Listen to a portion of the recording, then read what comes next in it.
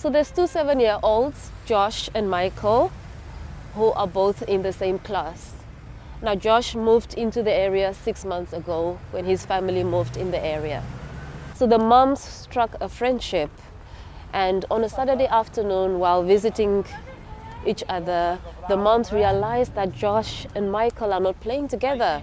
And being concerned, Josh's mother asked like, "Oh Josh, why are you not playing with Michael?"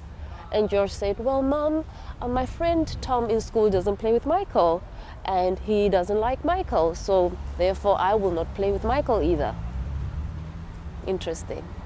As ridiculous as that may sound, we as adults behave the same way like Josh. So I'm talking about you adults.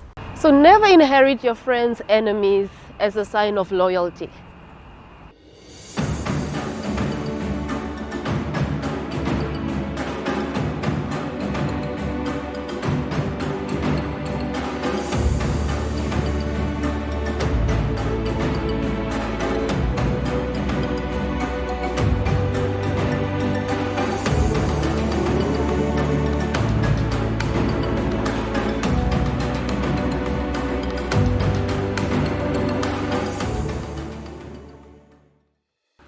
Never inherit your friends' enemies as a sign of loyalty.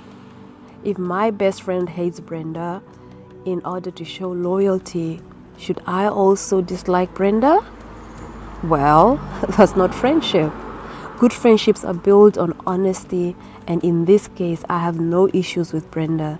Then I shouldn't pretend, nor should I form issues where there are none.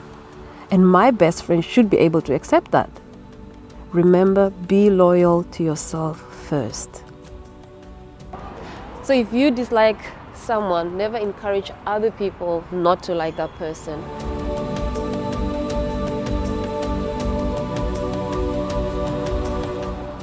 So basically, it's wise not to draw conclusions about somebody based on what you have been told. There's always two sides to a story. So there could be many reasons why someone may dislike another person, but it's wise to rather draw your own conclusions, always.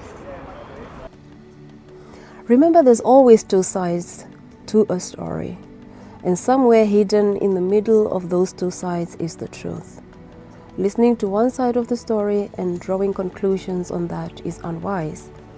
Wisdom is understanding and accepting that your trusted friend may and will sometimes be in the wrong. Hence, always seek the truth.